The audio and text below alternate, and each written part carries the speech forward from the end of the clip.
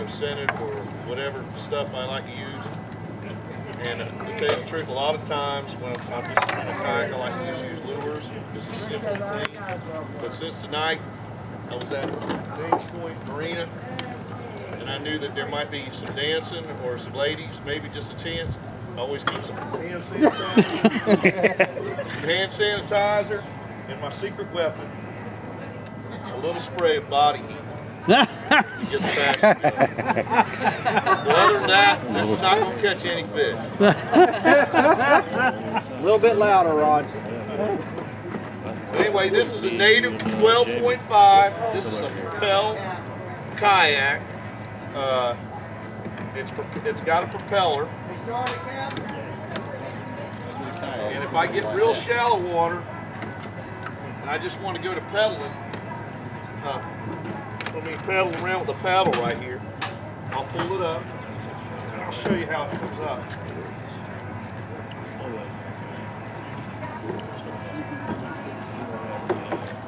And that's what you got right there. Now with a propeller, you have the advantage forward and reverse, and it does, and you can get up pretty with the pitch. They figured out the pitch now, where it's pretty effortless. It's not hard work to come out here and fish with a kayak. No gas motor.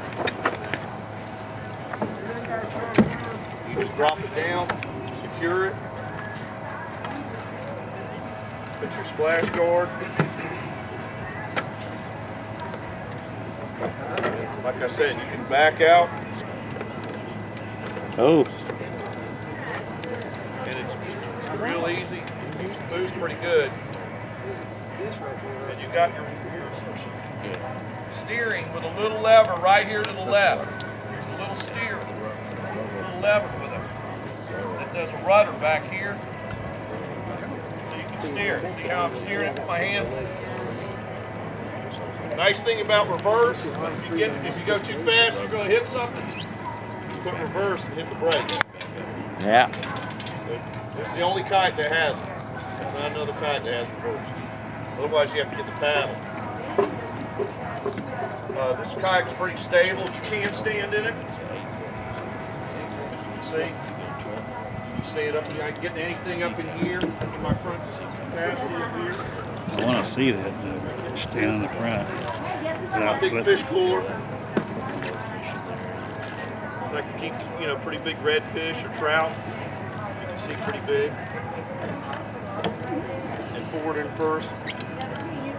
Basically, I like to rig it up simple. I like to keep just a few simple baits. I don't like to carry a bunch of stuff because, I got a small area. That's why I like to use lures.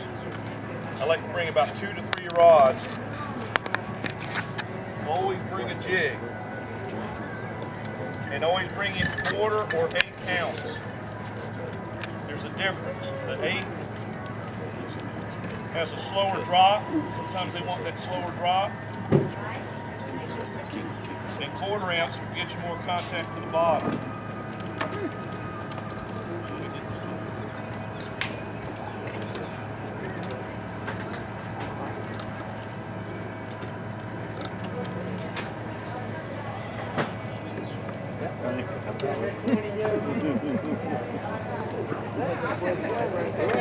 There we go, get a little closer. Basically, like I've come to like a Dames Point Marina, I like to get with the current coming at me. And anytime you're fishing, I don't care if you're fishing oyster bait or anything, you always want the current coming at you, you have a little more control. Throw up current. And I like to work whatever kind of baits I'm using, top water or jigs, I always like to bring it with the current. And I always like to do a slow, steady swimming action. Whatever lure. This is a grub. I like to just pull it just enough to get it swimming. This is an 1/8 ounce. Now, if I was really wanting to try to get a flounder, I'd probably go to a 1/4 ounce. Because flounder stay on the bottom. You always want a heavier jig for flounder. Other lures I throw, and I like to keep. This is a 7-foot rod. I really like 6.5 for a kayak. I like a short rod. Yeah. So you can get in these docks and stuff and cast around. You really don't want a long rod because you the whole object to a kayak is getting places where not where a boat guy can't get confined and get little areas. All right, I brought one of my favorite lures I like to bring, and probably if you listen to the show, me and Captain Vic talk about it, is the blueback bomber. This is a long A. This is what we're talking about. It's one of the best lures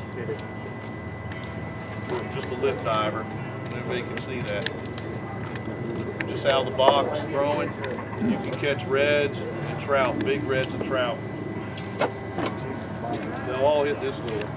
Basically, how I like to work that lure is just slow retrieve.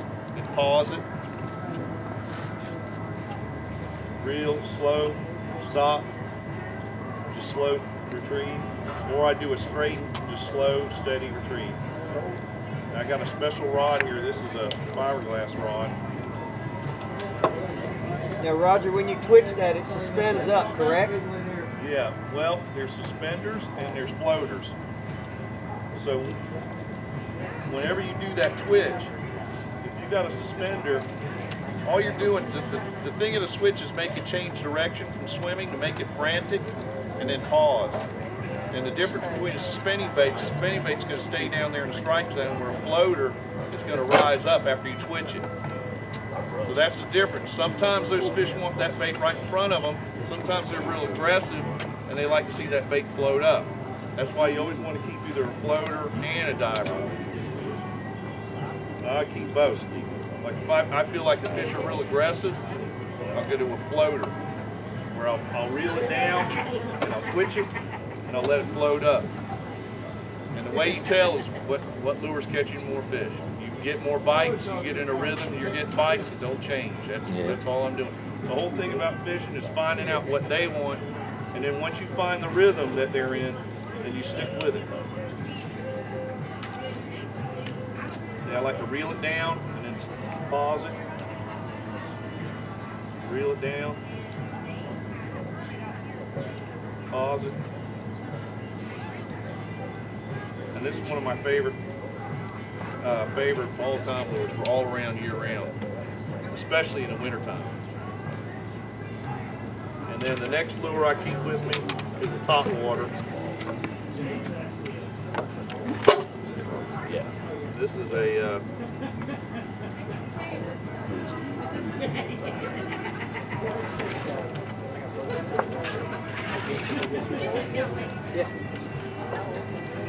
Hey, Roger, back there, that bag you put the fish in, you strap a cooler down there, right? Yeah, you can put a big old cooler back here.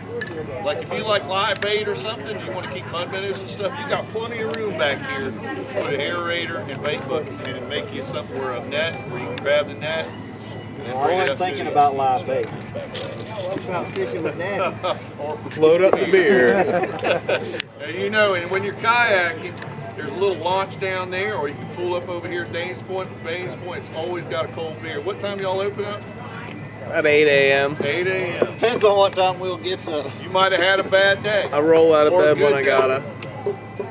Anyway, this is a top water, and I do a lot of charters. People always ask me, how do you work a top water? And I always look at it as usually a search bait, so I'm always working it fast. Yeah, you can hear the rattle. Isn't that walk the dog? Walk the dog. And what I'll do is I'll keep throwing that lure and staying at a fast pace until I get a hit. Until I get a hit, it's the only time I ever slow down.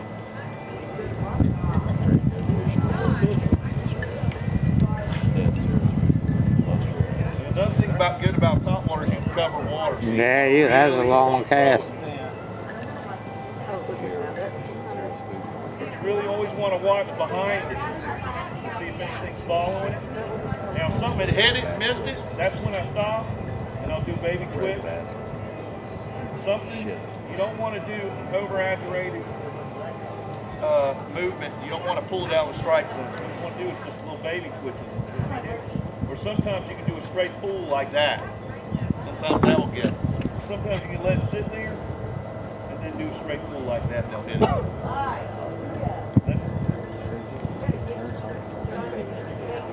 But every time I pull the top water out, and mostly every morning, early morning, that's the first lure I'll usually pick up, just to kind of see how the fish are. If I'm getting bites on the top water for about maybe an hour or so, or if I hit some spots that I know there should be fish, then I go right to the bomber.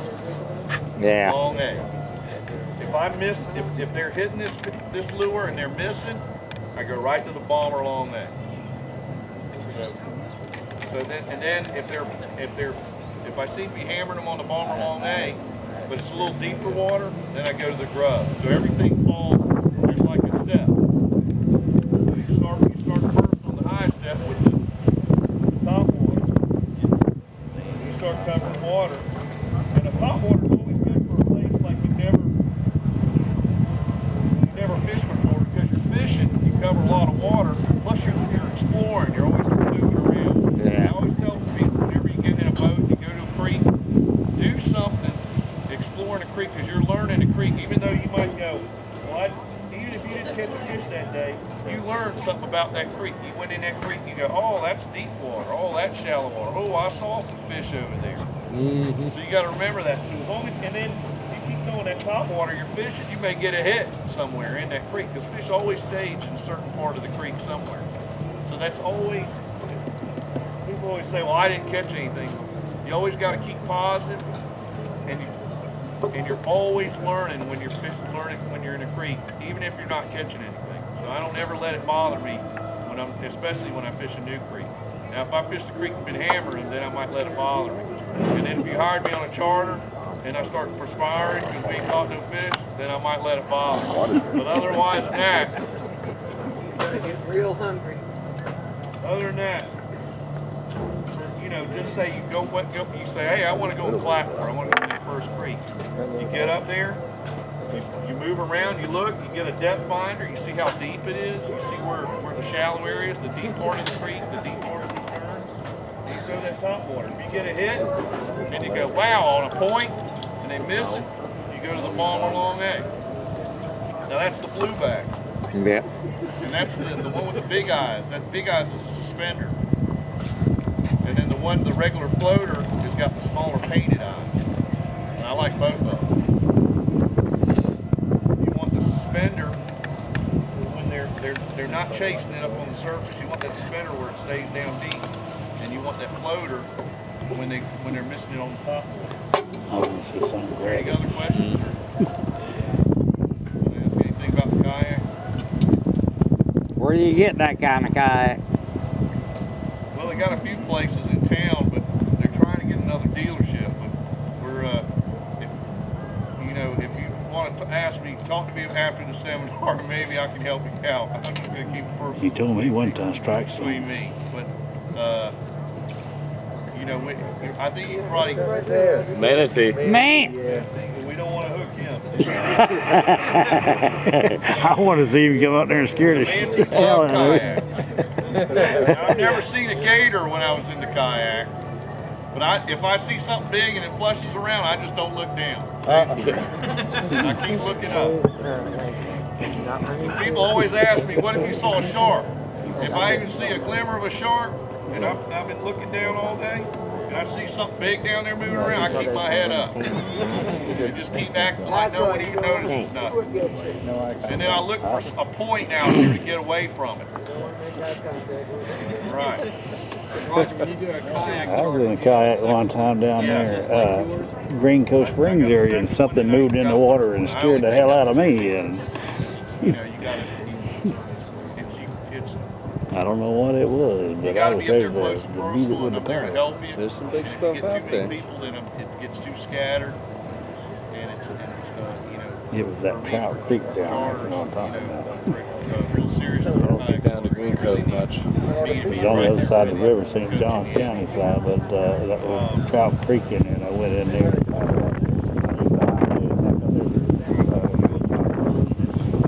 Right in there, and I was coming back in there, and whatever was in there moved. And I keep it real simple. I keep it real simple. I really don't even bring it About down. had me want to walk on Sometimes I water. do, like in the tournament I will. I think last tournament I didn't bring it in. But I should have. I like to keep the less stuff you can put in here and you think you can get away with. It's Yeah. not a boat. A boat you can put everything in. In a kayak you try to put as less you can. But I'll tell you what I will do. On the last tournament, I wanted 6 rods. And as you can see, I only like to keep 3 rods up here. I went up and say, let me show you a little trick.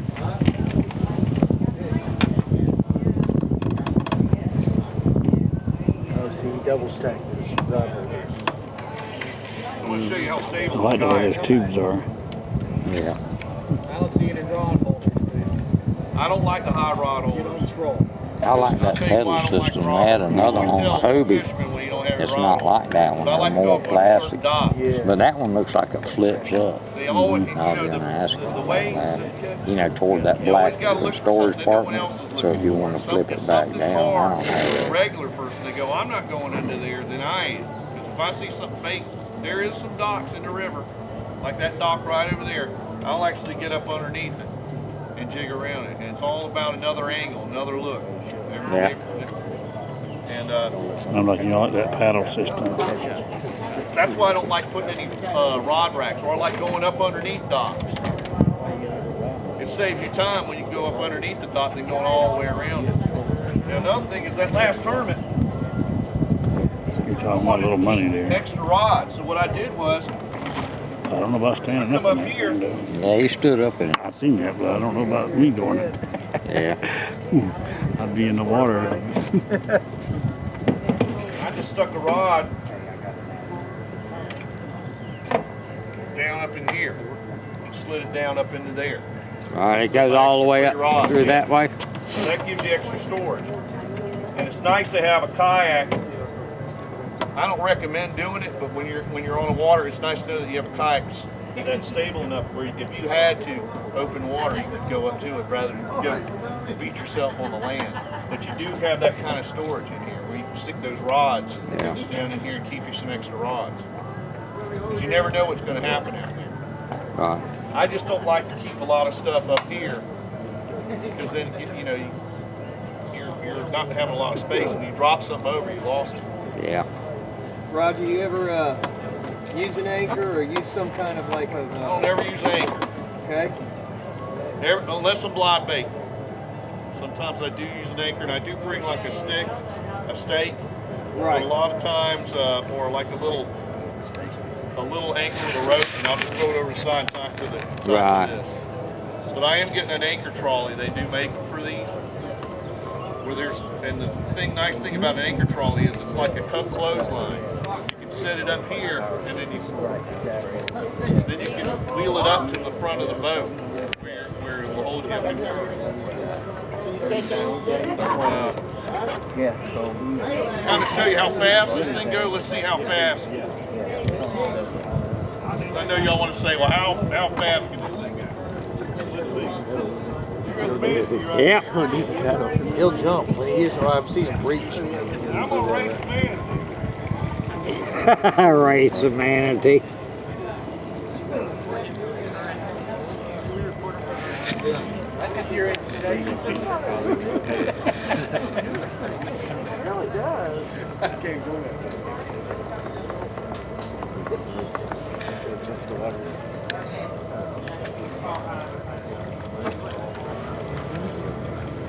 That's what if I ever got one, I want one pedal kind of like that. And another thing, like I said, when you come running up, it's nice to have that reverse for brakes, where you can control it.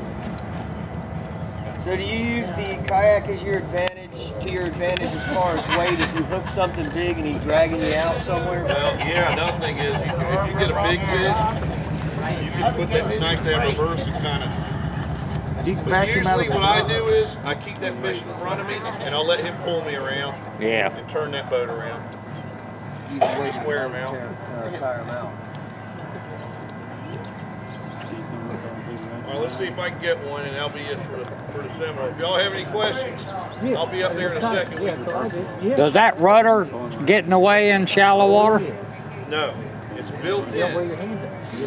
Another thing nice about the Native is other kayaks you have a tube system where you have to pull the rudder up That's another thing to worry about. This one, you don't never have to worry about the rudder. You'll never have to pull it up because it's built into the boat, and they build it in there in a way where you don't ever have to worry about hitting anything. So if you're getting shaft folds up or something? Yeah, it's got a keel in front of it that protects it. Yeah, okay. Oh, So okay. that's nice where you don't have to, I don't know if you've seen other kayaks where you got to pull the, Right, yeah. pull it. This one you don't have to worry about. All you do is worry about steering. Yeah. So that's one less thing breaking.